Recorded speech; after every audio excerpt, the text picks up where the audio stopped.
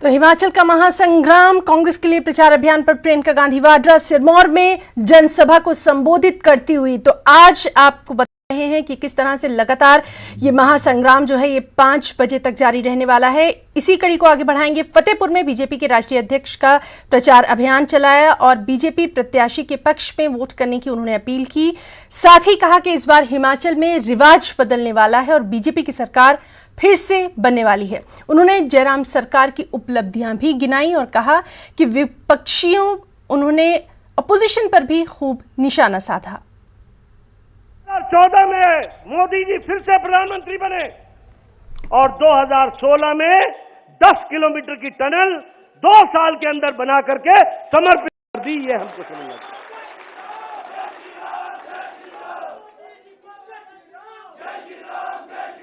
इसलिए अगर मिट्टी अपना हक अदा नहीं करती तो अच्छे किस्म का पौधा भी सूख जाता है। मैं बताना चाहता हूं आपको, 2015 में मोदी जी ने हमें कीरतपुर से लेकर के ले तक की रेलवे लाइन की कैबिनेट कमेटी ऑन सिक्योरिटी से क्लियरेंस दिला दी। 2017 तक वीरभद्र की सरकार रही। डबल इंजन सिंगल इंजन हो गया, इंजन डाउन हो गया हिमाचल। 2017 तक कागज नहीं बने, जमीन हस्तांतरित नहीं हुई, रेल की पटरी नहीं बिछी।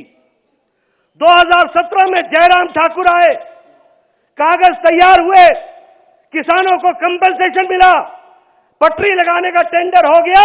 2024 तक रेल बिलासपुर तक पहुंच जाएगी।